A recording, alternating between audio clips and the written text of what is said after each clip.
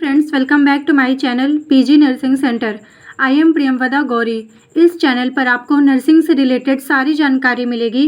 Don't forget like, share and subscribe. Friends, आज का हमारा टॉपिक है बर्न। फ्रेंड्स, आप इसको जानते ही होंगे, बहुत ही ज़्यादा कॉमन टॉपिक है और बहुत ही ज़्यादा इम्पॉर्टेंट भी है। ये चाइल्ड हेल्थ नर्सिंग में, एमएसएन में, मोस्टली फंडामेंटल में हमेशा ही पूछा जाता है। ठीक है, तो चलिए इसको पढ़ते हैं, इसके बारे में डिटेल में डिस्कस करते हैं कि बर्न टॉपिक के अंदर हम क्या क्या हेडिंग से उनको कवर कर सकते हैं। तो फ्रेंड्स, चलिए स्टार्ट करते हैं। Burn is a type of injury to flesh और skin caused by heat, electricity, chemicals, friction और रेडिएशन। इसमें इंट्रोडक्शन में ये बोला गया है कि जो बर्न है वो एक टाइप की इंजरी है। आप इसको चोट भी कह सकते हैं कि बर्न एक टाइप की इंजरी है जो हमारे टिश्यूज़ एंड स्किन में कॉज होती है। और किसके द्वारा होती है? बाय हीट, इलेक्ट्रिसिटी के द्वारा, केमिकल के द्वारा, फ्रिक्शन, फ्रिक्शन का मतलब होता है घर्षण, मतलब किसी चीज़ से रगड़ लग जाना। ठीक है, एंड रेडिएशन, इनके द्वारा हमको बर्न कॉज होता है।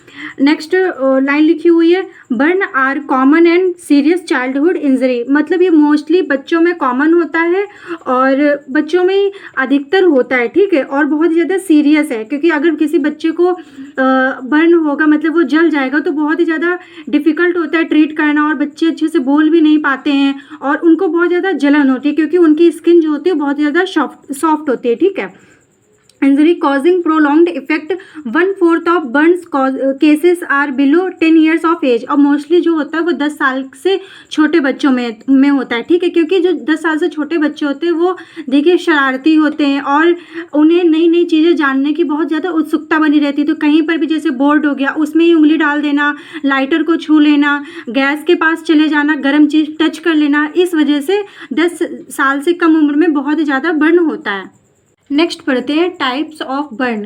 तो इसके मेनली 5 टाइप्स दिए गए हैं और भी हो सकते हैं। जैसे कि जो टाइप्स इसमें मेनली बताया गया है वो है जिस तरीके से हम जल जाते हैं। ठीक है, हमारे क्या क्या कारण हो सकते हैं जलने के, उनके भी यहाँ पर टाइप्स को क्लासीफाई किया गया है। तो जैसे पहला हो गया thermal burn, chemical burn, open flame burn, smoke and inhalation injury, electrical burn. तो ये सारे हमारे कॉजेज़ भी हैं कि इनके द्वारा हमको इंजरी हो सकती है। ठीक है, तो इन्हीं को टाइप्स में कंसीडर कर दिया गया है।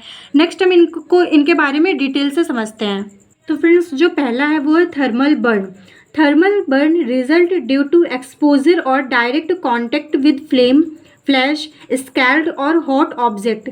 Thermal burn is the most common type of burn. तो इसमें मेनली ये कहा गया है जो थर्मल बर्न है वो मोस्ट कॉमन टाइप है। ठीक है, ऐसा क्यों है? क्योंकि किसी भी चीज़ के जब हम डायरेक्ट कांटेक्ट में आ जाते हैं वो हो जाता है थर्मल बर्न। ठीक है, इसमें लिखा भी है कि due to direct exposure of the flame, मतलब कि अगर आग जल रही है उसके डायरेक्ट कॉन्टैक्ट में हम आ जाएंगे तो वो हमारा थर्मल बर्न कंसिडर किया जाएगा। ठीक है, नेक्स्ट है chemical burn. Chemical burn is caused by injury to tissue and skin with contact of acid, alcohol, alkalines and organic compound. जो मेनली केमिकल्स में होता है कि हम जब किसी भी केमिकल के डायरेक्ट कांटेक्ट में आ जाते हैं तो हमारी जो स्किन होती है उसमें प्रॉब्लम आ जाएगी, जो टिश्यू है वो सारे डैमेज जाते हैं। जैसे मोस्टली देखा जाता है जो तेजाब होगा वो सब लोग जानते हैं और सबके घर में मिल भी जाता है, साफ़ सफाई के लिए यूज़ किया जाता है। अब उसमें होता है कि उसको अच्छे से यूज़ करने का एक भी तरीका होता है। अगर वो आपके डायरेक्ट कॉन्टैक्ट में आ जाएगा, सपोज दैट अगर आपको कहीं पे टच हो गया तो वहाँ पे बहुत ज़्यादा वो स्किन को, टिश्यू को डैमेज कर सकता है। ठीक है, तो इसलिए इसको बोलते हैं केमिकल बर्न। नेक्स्ट है ओपन फ्लेम बर्न्स। इसमें देख लेते हैं क्या होता है। It is common during playing with lighter और किचन नियर स्टोव और ओवर ऑफ गैस लाइन। मतलब ये मेनली बच्चों में ये बताया गया कि जैसे बच्चे होते हैं वो खेलते खेलते किचन में आ जाते हैं, तो जैसे गैस जल रही हो वहाँ पे उनका हाथ आ गया, या भी किसी चीज़ को लाइटर है उसके साथ वो खेल रहे हैं तो उसके द्वारा अगर वो जल जाते हैं तो उसको बोला जाता है ओपन फ्लेम बर्न्स। नेक्स्ट है smoke and inhalation injury. Smoke and inhalation injury result from the inhalation of hot air और noxious chemical that result in damage of respiratory tissue.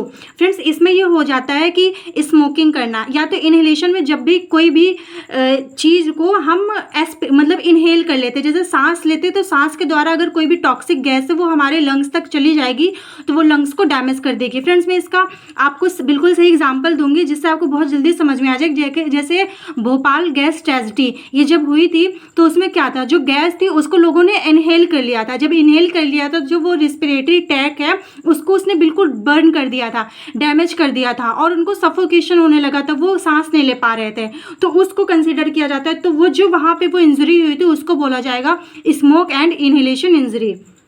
Next है इलेक्ट्रिकल बर्न। इसमें mainly जैसे current के द्वारा लोगों को लोग जल जाते हैं, उसके चपेट में आ जाते हैं, उसको बोला जाता है electric burn is caused by intense heat generated from a electric current.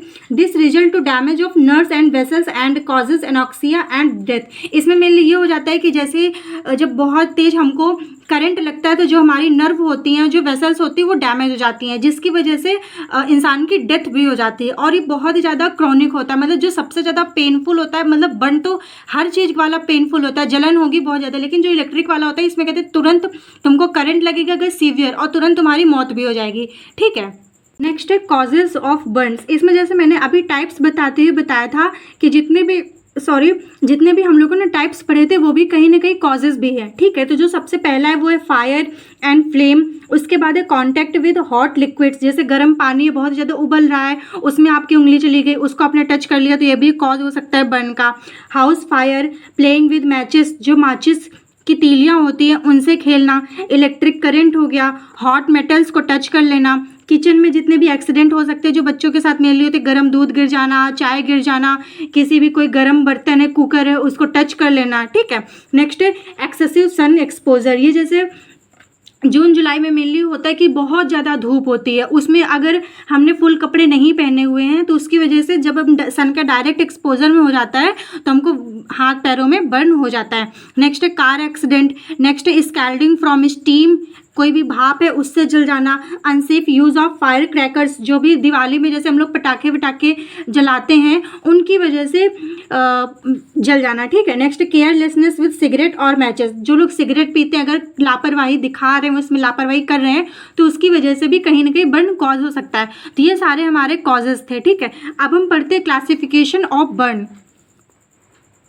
Friends, मैंने इसको 3 कैटेगरी में डिवाइड किया है ताकि आपको ईजिली समझ में आ जाए और एग्जाम में आपको पता चल जाए कि एक पैटर्न में हमको कैसे हर हेडिंग को कवर करना है।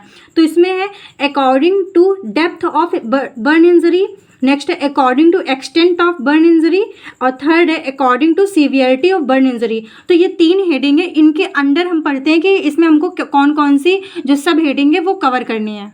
जो सबसे पहला है वो है according to depth of burn injury, मतलब कि जो बर्न इंजरी हुई है वो कितनी डेप्थ तक हुई है उसके अकॉर्डिंग हम लोगों ने क्लासीफाई किया है। तो सबसे पहला जो है क्लासिफिकेशन वो सुपरफिशियल और पार्शियल थिकनेस बर्न। ठीक है, इसमें क्या होता है, burn injury involves epidermis and superficial layer of dermis is up to papillary dermis, the wound heal less than 2 week. इसमें जो होता है मेनली सुपरफिशियल होता है, मतलब जो हमारी स्किन, जिस स्किन के पार्ट को हम लोग देख सकते हैं। ठीक है, जैसे ये मेरा हैंड है तो ये जो सुपरफिशियल लेयर है इसमें अगर बर्न हो जाएगा उसको बोला जाएगा सुपरफिशियल पार्शियल थिकनेस बर्न। ठीक है, और ये मेनली 2 हफ्तों के अंदर अंदर सही भी हो जाता है। ये हम लोगों के साथ हो जाता है जनरली, कुकर छू गया, कढ़ाई से खाना बना रहे तो कढ़ाई टच हो गई, कुछ भी ऐसे जो बर्तनों से हो जाता है उसको सुपरफिशियल बर्न बोलते हैं। ठीक है, नेक्स्ट है सुपरफिशियल डीप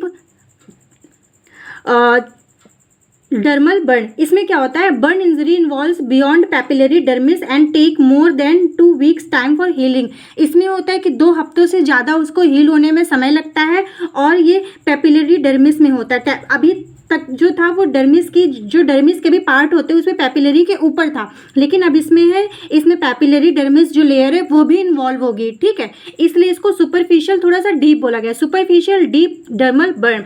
नेक्स्ट है full thickness burn.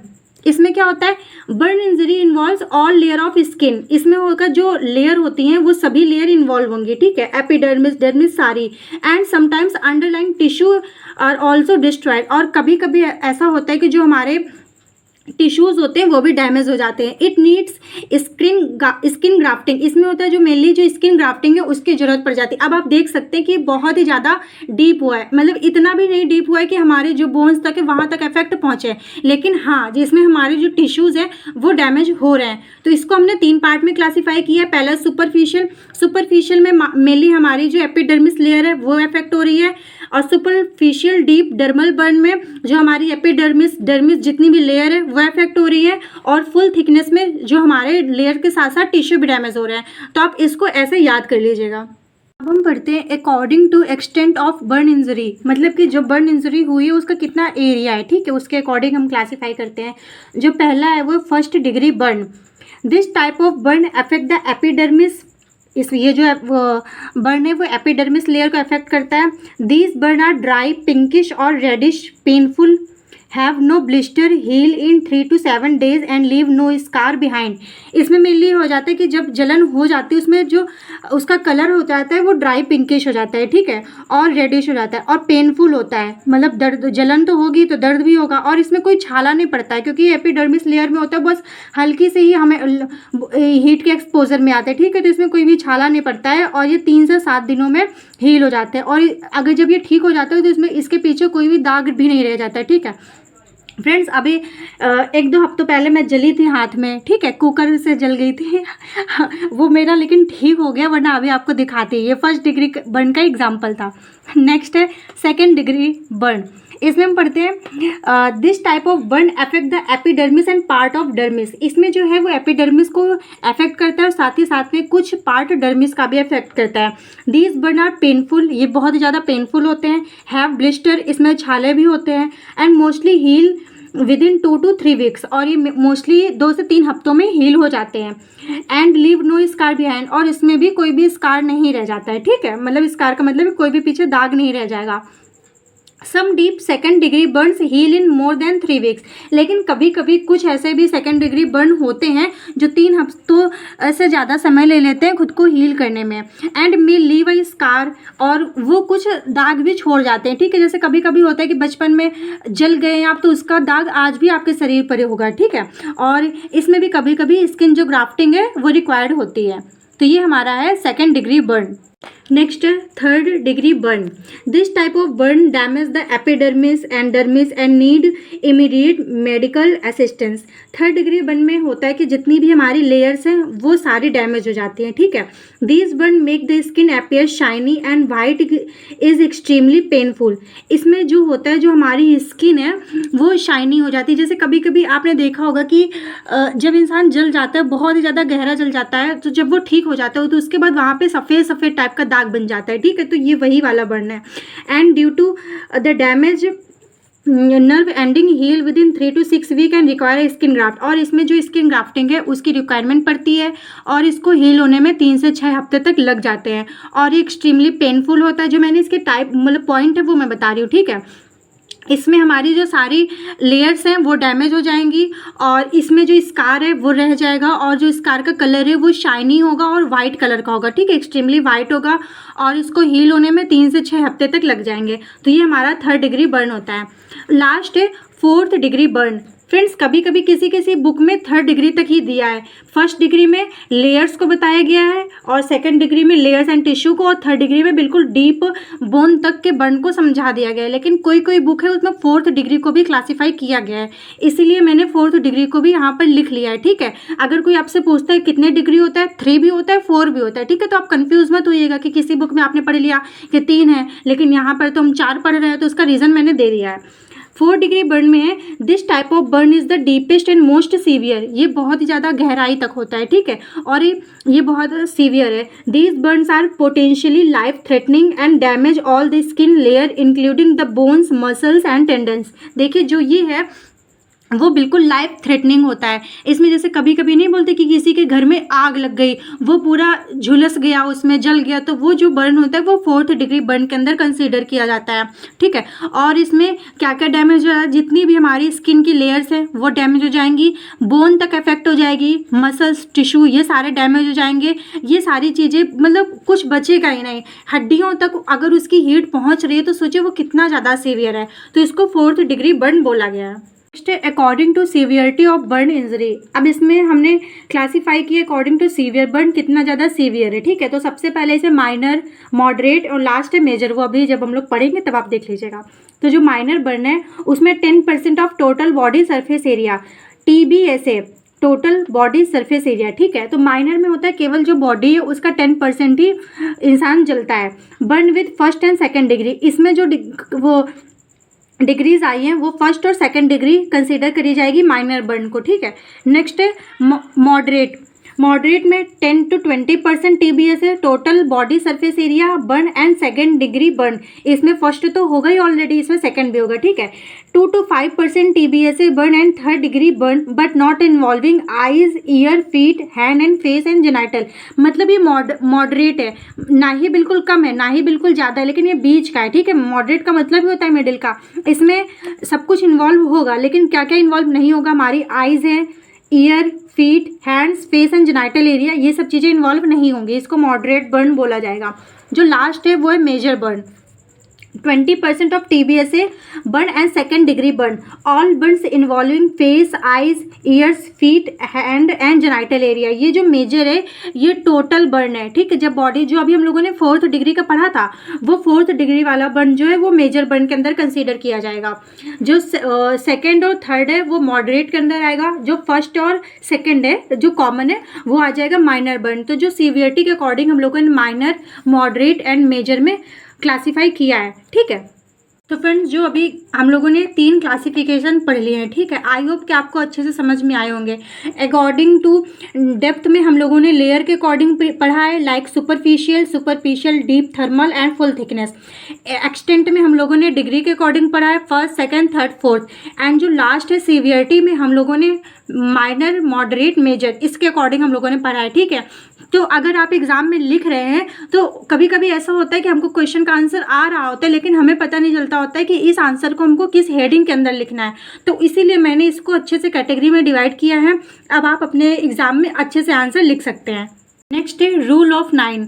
Rule of 9 में मेनली ये होता है जो हमारे बॉडी पार्ट है उसको हम 9% में पूरी बॉडी को डिवाइड कर देते हैं। इससे हमको पता चल जाता है कि जो बर्न है वो कितने डिग्री का है और कितने परसेंटेज का बर्न एक पर्सन को हुआ है, ठीक है। तो जो हेड एंड नेक रीजन है उसको 9% दिया गया है। Right arm anterior and posterior को 9%, left arm anterior and posterior को 9%, ट्रंक उसको 18%, ट्रंक जो पोस्टीरियर है मतलब कि आगे का हिस्से को 18%, पीछे के हिस्से को 18%।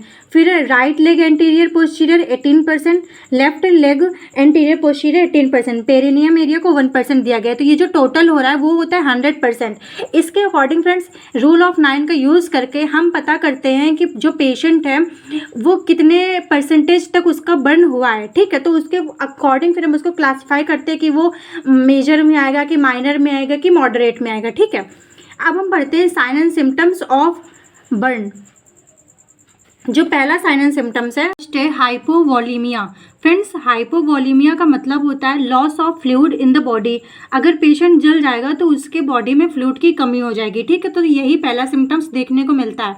नेक्स्ट है रिड्यूस्ड डिक्रीज्ड कार्डियक आउटपुट। इसका मतलब ये होता है कि जो अगर शरीर में फ्लूइड की कमी हो जाएगी तो अपने आप ही कार्डियक आउटपुट ये भी कम हो जाएगा, ठीक है। नेक्स्ट है एडिमा। अगर ओइडिमा, इसका मतलब यही होता है कि जब इंजरी होगी उसको चोट लगेगी बर्न से तो उसके बाद तुरंत ही स्वेलिंग आ जाती है, ठीक है। नेक्स्ट है रिड्यूस्ड सर्कुलेटिंग ब्लड वॉल्यूम। ये कहीं ना कहीं इससे इंटरकनेक्टेड है। अगर कार्डियक आउटपुट रिड्यूस होगा तो जो सर्कुलेटिंग ब्लड है पूरे शरीर में वो भी रिड्यूस हो जाएगा। नेक्स्ट है हाइपोनाइट्रीमिया। इसका मतलब ये होता है कि अगर देखें इससे इसको इंटरकनेक्ट करिए, अगर फ्लूइड लॉस होगा, फ्लूइड का मतलब वाटर लॉस होगा, वाटर में जितने भी मिनरल्स पाए जाते हैं वो भी लॉस हो जाएंगे, तो इसका मतलब होता है लॉस ऑफ सोडियम, ठीक है। नेक्स्ट है हाइपरकैलेमिया। हाइपरकैलेमिया का मतलब होता है कैल्शियम का जो लेवल है वो बढ़ जाना। ऐसा इसलिए होता है due to massive cell destruction. बहुत ही ज़्यादा जो सेल होते हैं वो डिस्ट्रक्ट हो जाते हैं, डिस्ट्रॉय हो जाते हैं, जिसकी वजह से जो कैल्शियम का लेवल है वो बढ़ जाता है। फिर है हाइपोथर्मिया। हाइपोथर्मिया का मतलब होता है कि जो शरीर का टेम्परेचर है वो कम हो जाना, ठीक है। नेक्स्ट है ब्लिस्टर। ये छाले हो जाएंगी, पेन होगा, पीलिंग स्किन हो जाएगी, शॉक होगा। शॉक इसलिए होगा क्योंकि हाइपोवॉलीमिया हो रहा है, ठीक है। नेक्स्ट है स्वेलिंग आएगा और वॉइस चेंज हो जाएगी। तो ये जितने सारे सिम्टम्स है ये बर्न के आफ्टर देखने को मिलते हैं। नेक्स्ट पढ़ते हैं डायग्नोस्टिक इवैल्यूएशन। इसमें सबसे पहले एग्जामिन द बर्न, जो बर्न है उसको एग्जामिन करेंगे, देखेंगे कितने परसेंटेज का बर्न है, कौन सी डिग्री का बर्न है। नेक्स्ट है calculation of burn to estimate percentage, इसमें वही बात बोली गई है जो मैंने अभी बोला है। नेक्स्ट है CBC count, coagulation profile, erythrocyte sedimentation rate, ESR जिसको शॉर्ट में बोलते हैं। फिर है C reactive protein, creatine protein, blood glucose, urine analysis. ये सारे जितने भी डायग्नोस्टिक इवैल्यूएशन है ये सब हम परफॉर्म करते हैं जब भी कोई बर्न का पेशेंट हॉस्पिटल में आता है। ठीक है, अब हम पढ़ते हैं इसका मैनेजमेंट।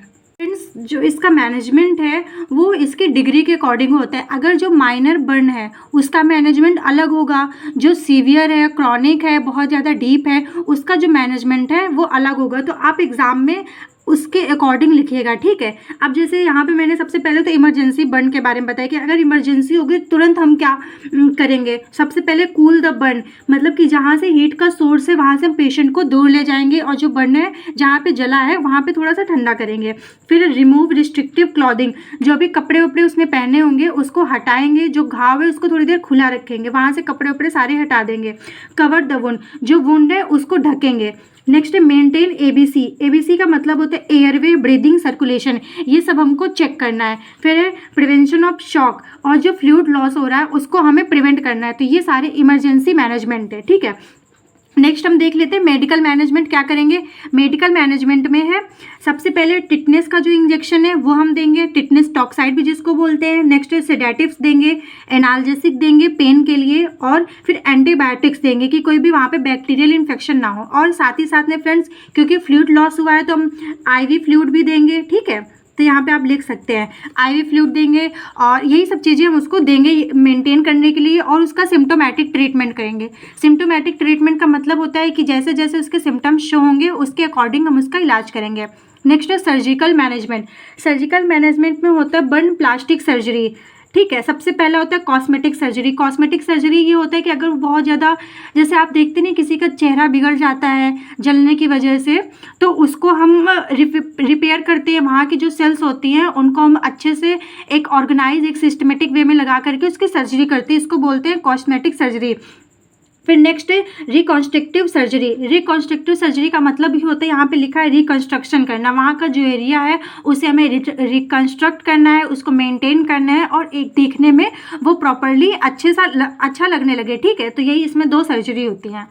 एट द एंड हमारा टॉपिक आ जाता है नर्सिंग मैनेजमेंट। देखिए फ्रेंड्स, जो बर्न का पेशेंट होता है उसमें हमको बहुत ही ज़्यादा पेशेंट पर ध्यान देना पड़ता है, और उसकी सीवियरिटी के अकॉर्डिंग हमको परफॉर्म करना पड़ता है, हमको उसका ट्रीटमेंट करना होता है। ठीक है, तो मैंने यहाँ पे कुछ पॉइंट्स लिखे हुए हैं, लेकिन जब आप एग्जाम में लिखिएगा तो इस पॉइंट को और बढ़ा दीजिएगा। ठीक है, इतने पॉइंट से आपका जो आंसर है वो पूरा नहीं हो पाएगा, लेकिन मैंने इसमें 10-11 पॉइंट्स कवर करे हैं। ठीक है, सबसे पहला है focused on the major priority of a traumatised patient. इसमें है कि जो हम फोकस करेंगे जो प्रॉब्लम है, मेनली पेशेंट को क्या क्या प्रॉब्लम हो रही थी, कि जैसे वो तुरंत आएगा तो उसको बहुत ज़्यादा पेन होगा तो हमें उसे एनाल्जेसिक देना है, उसे जलन हो रही होगी, और इन सब चीज़ों को हमें उसको ध्यान पर रख करके उसका ट्रीटमेंट करना है। नेक्स्ट है मॉनिटरिंग वाइटल साइन, हमें उसका टाइम पे वाइटल साइन लेना है, उसका टेम्परेचर, पल्स, रेस्पिरेशन रेट, ये सब चेक करना है।